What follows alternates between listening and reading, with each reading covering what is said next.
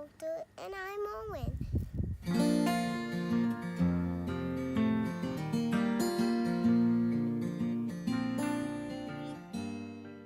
Hey everyone, welcome to Kilter Homestead.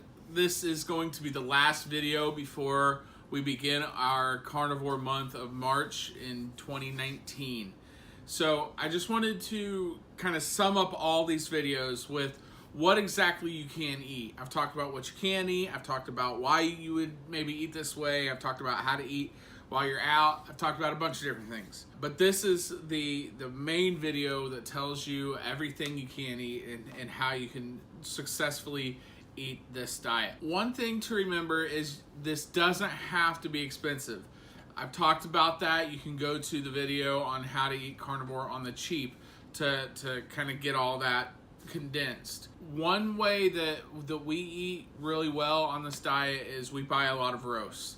We do eat pork roast occasionally. We season it different ways. We've been putting a lot of ranch on it, which has made it really tasty. I buy chuck roast and I use my sous vide machine, and I can get a quality tender steak at half the cost of ribeye that way.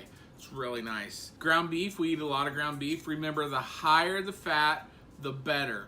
One thing I want to drive home before I get too deep into this list: fat is essential. I know it goes against everything we were taught growing up. Fat is essential.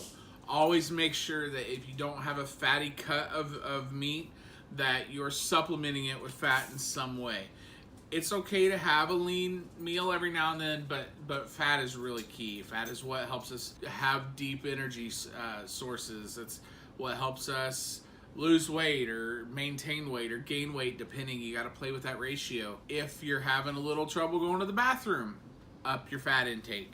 Incredible stuff fat is. So remember, higher the fat, the better. Ground beef, we make, or I should say Hannah makes a really good stroganoff that I ask for once or twice a week. I'll post the recipe. It is delicious, and it's high fat, a lot of cream, a lot of butter. We eat a lot of chicken. I've mentioned before, we can get chicken quarters really cheap at our butcher. Make sure that you're supplementing with fat. Chicken is a cheap and readily available protein source. You just have to make sure that you're upping your fat intake. We usually make an Alfredo type sauce. There's plenty of different ways, cheeses and creams and stuff like that. Chicken thighs and wings are a regular occurrence. We love buffalo wings. We do it every way, from baking them to air frying them to deep fat frying them. All different ways. We love buffalo wings, so we eat a lot of that as well. Bacon and bacon and bacon and bacon. Remember, bacon is your best friend. Have snack bacon sitting by, just have it in your fridge ready to go whenever. Bacon is delicious and it's good. It's one of the few pork products that I will eat on a regular basis. Bacon, sausage, ribs. Those are things that I try to keep a heavy rotation in.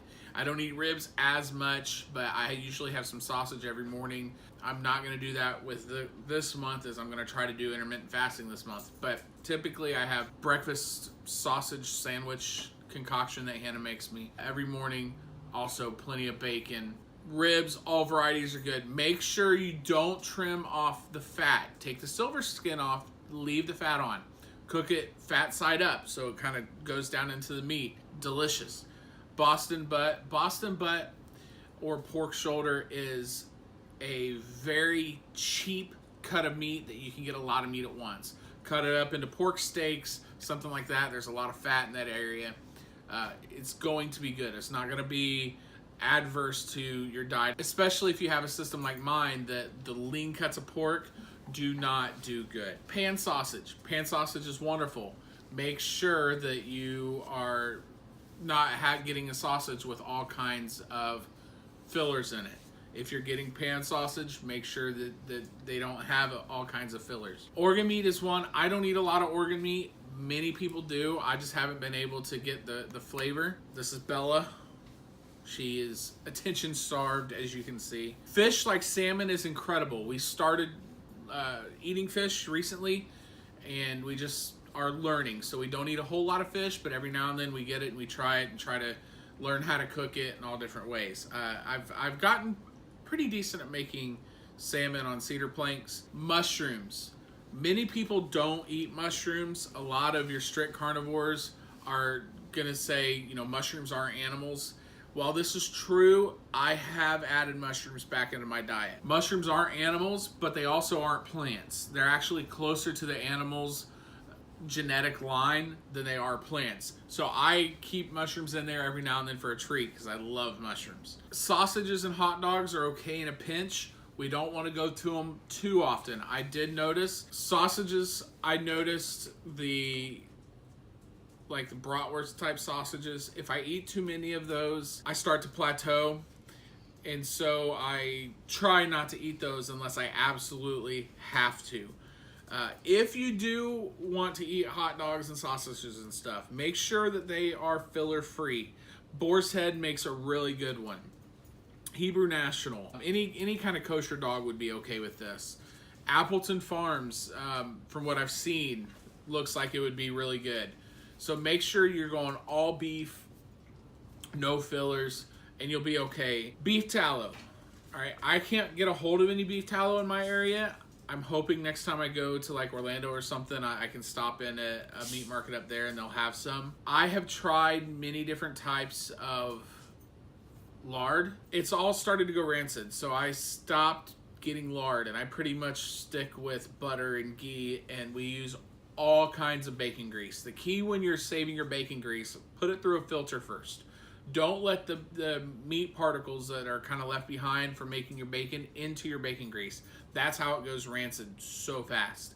So if you're keeping it in your fridge and you're putting it through a filter as you put it into your mason jar or whatever you keep it in, make sure that you are filtering it so the meat doesn't get down in there.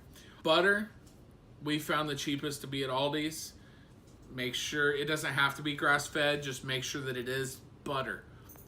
Sometimes the packaging will trick you where you know it's a butter brand and they started making a margarine you didn't know, and all of a sudden you're stuck with a bunch of margarine that you're never going to use. Butter is delicious, everything like that. So there's so much more that you can eat. This is just to get you started. This can last you about a month, easy. All different types of ways to cook all these meals. I look forward to spending this next month doing carnivore with you. If you are doing carnivore, please hop over to our Facebook page for Off Kilter. Let me know there, or just let me know in the comments.